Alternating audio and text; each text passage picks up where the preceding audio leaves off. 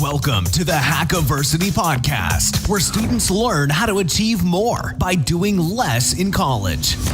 Learn the hacks from wildly successful recent college graduates as your host, Kyle Winey, explores the colleges, majors, and paths that produce the biggest results in college using less effort. It's hacking time.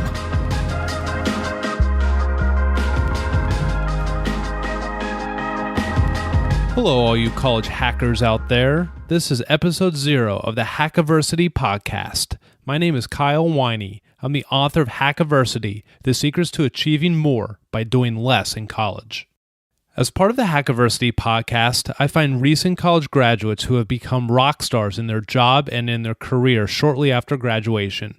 My interviews reveal the tools, tricks, and paths of those thriving both personally and professionally.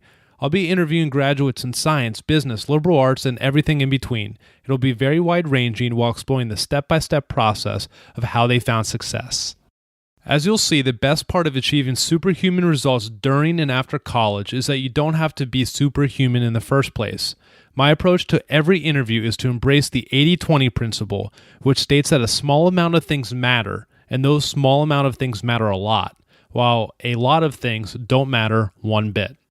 I was first exposed to the 80-20 principle after reading a book written by Richard Koch called, very fittingly, The 80-20 Principle, which has sold over 1 million copies. Richard has also written the foreword to my book HACKiversity, which I could not be more thrilled about.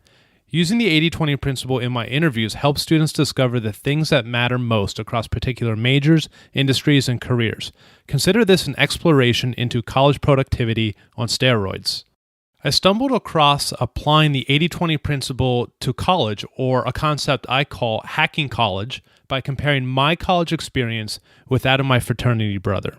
You see, in college, I did everything quote-unquote right. I studied hard, I aced my exams, and as a result, I graduated at the top of my class from the College of Business at Penn State. Since I did everything I was supposed to do, I expected what everyone promised I should receive in return, that is, a job. The problem was, by graduation, I had 0 job offers. That's right, 0. I don't even think employers knew I existed.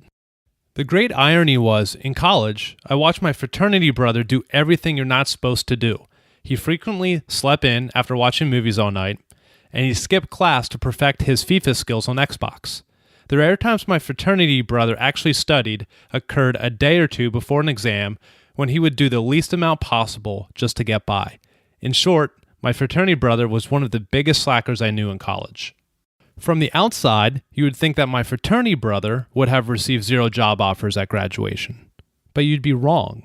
Instead, my fraternity brother landed the job every ambitious business student wanted, an opportunity on Wall Street.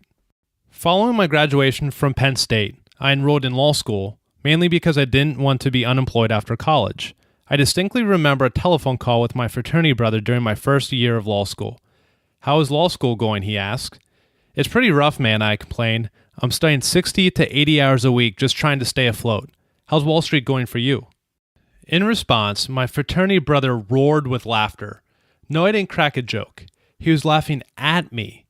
Throughout college, I had poked fun at my fraternity brother for not taking college seriously. But here he was, excelling in one of the most coveted jobs of my college class. And there I was, taking on over $100,000 in student loans with job prospects no better than a year earlier. After the laughter stopped, my fraternity brother finally said, "Dude, I'm helping to manage over $300 million. I'm killing it here." Yes, he was. But there I was, studying harder than ever and getting burned out doing it. How could such different college approaches lead to 2 radically different career paths? I was supposed to be the one on Wall Street, not my fraternity brother. Well, what was going on?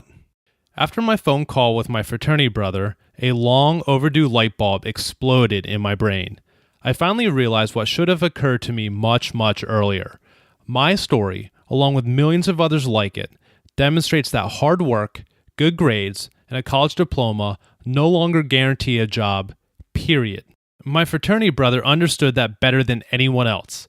In fact, he was a pure genius at identifying what he needed to do at college, which was not much, and what he did not need to do, which was most things, in order to achieve precisely what he wanted. That's the 80-20 principle in action.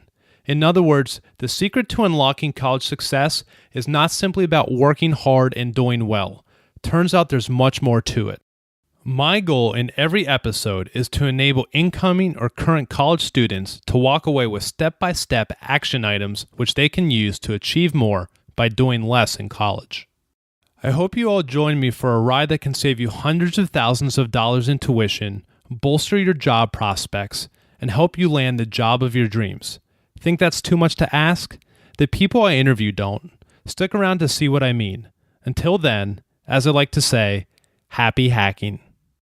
If you want more HACKiversity and achieving more by doing less in college, you can subscribe to the podcast on iTunes or grab the book on Amazon. For the show notes and the latest on HACKiversity, check out KyleWiney.com. Don't forget to follow Kyle on Twitter @KyleWiney and on Facebook at Facebook.com/HACKiversity. Till next time, happy hacking.